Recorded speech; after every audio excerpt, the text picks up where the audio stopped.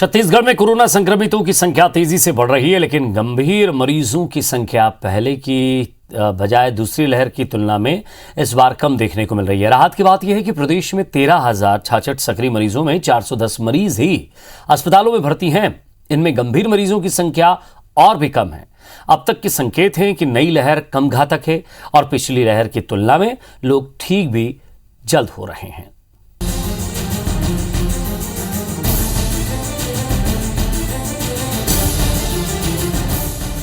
छत्तीसगढ़ में कोरोना की तीसरी लहर की आशंकाओं के बीच 5 जनवरी को प्रदेश में पहले ओमिक्रॉन मरीज मिलने की पुष्टि भी हो गई। अब तक जो भी संकेत मिले हैं वो यही बता रहे हैं कि प्रदेश में तेजी से बढ़ते मरीजों के पीछे ओमिक्रॉन वेरिएंट ही है, क्योंकि बेहद तेज संक्रमण दर, मरीजों में हल्के लक्षण, वेरिएंट की कम सीवियरिटी और हॉस्पिटलाइजेशन की कम दर इस बात की पुष्टि करता है।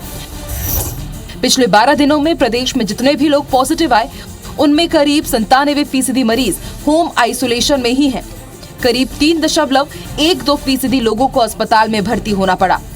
इनमें भी 1/3 मरीज बिना ऑक्सीजन सपोर्ट के और सामान्य स्थिति में हैं। स्वास्थ्य विभाग के आंकड़ों के मुताबिक प्रदेश के सभी निजी और सरकारी अस्पतालों में भर्ती 210 मरीजों में 140 सामान्य हालत में बिना ऑक्सीजन सपोर्ट के हैं, जबकि 178 मरीज ऑक्सीजन सपोर्ट पर, 47 आईसीयू में, 22 एचडीयू में और 23 मरीज वेंटिलेटर पर हैं, यानी करीब 2% मरीज गंभीर हैं। छत्तीसगढ़ में कोविड के केसेस लगातार बढ़ रहे हैं। लगभग 13,000 से अधिक के पॉजिटिव केसेस हैं जो कि एक्टिव हैं भी।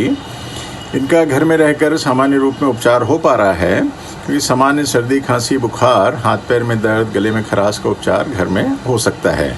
घर में रहते हुए हमें पूरी सावधानी रखना है, मास्क लगा के चलना है ताकि घर में लोगों को ये बीमारी ना फैलने पावे। लगभग 410 मरीज अभी अस्पताल में भर्ती हैं। फिर भी हमारे पास में 19,225 बिस्तर।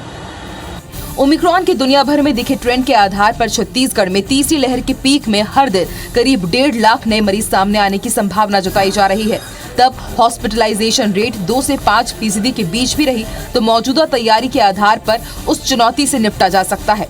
राजधानी रायपुर में होम आइसोलेशन और मरीजों के हॉस्पिटलाइजेशन का जिम्मा संभाल रहे अधिकारी की माने तो फिलहाल होम आइसोलेशन में तबियत बिगड़ने पर अस्पताल में भर्ती कराने का एक भी मामला सामने नहीं आया है। अस्पताल में वही मरीज भर्ती हो रहे हैं जो या तो पहले से किसी गंभीर बीमारी से जूझ रहे हैं या फिर जिनके घर पर देखभाल करने वाला कोई नहीं है। अभी जितना थोड़े दिन में केसेस आ रहे हैं वो सेल्फ लिमिटिंग हैं, जो हम होम आइसोलेट करके, होम मॉनिटरिंग करके जिनको हम रख पा रहे हैं।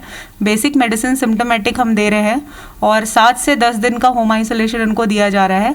लेकिन अच्छी चीज़ ये है कि हॉस्पिटल शिफ्टिंग बहुत कम है, होम मॉनिटरिंग में ही लोग ठीक हो जा रहे हैं। तो उसके लिए तैयारियां हमारी ये है कि कंट्रोल रूम में थोड़े मैन पावर हमने बढ़ा दिए है ताकि डेली की डेली सभी लोगों को हम होम मॉनिटरिंग करा सकें। कि जिनको दोनों वैक्सीनेशन लग गए हैं या जिनकी संक्रमण क्षमता सहने की काफ़ी अच्छी है, उनको अस्पताल में भर्ती नहीं होना पड़ेगा। जिन्होंने सामाजिक संक्रमण गाइडलाइन का पालन किया है उनको भी संक्रमण की तीव्रता तीसरी लहर में कम रहेगी। लेकिन फिर भी जिन लोगों को पहले से बीमारी है, किसी प्रकार की गंभीर बीमारी के लिए दवाएं खा रहे हैं, उनको शायद अस्पताल में भर्ती होने की ज़रूरत पड़े। लेकिन फिर भी ऐसे मरीजों को संक्रमण की तीव्रता कम है और वो 7 से 10 दिन में पूरी तरह ठीक हो पा रहे हैं। वहीं राहत की बात एक और ये भी है कि दूसरी लहर की तुलना में इस बार कोरोना मरीज ठीक भी जल्दी और बहुत कम दवा में हो रहे हैं। दूसरी लहर में होम आइसोलेशन में ठीक होने में 15 से 20 दिन लग रहे थे, लेकिन इस बार मरीज 7 से 10 दिन में ही ठीक हो जा रहे हैं। ट्रीटमेंट प्रोटोकॉल में भी बदलाव कर इस बार 2 से 3 दवाएं ही लोगों को खाने के लिए दी जा रही है। राजेश राज के साथ IBC 24 रायपुर।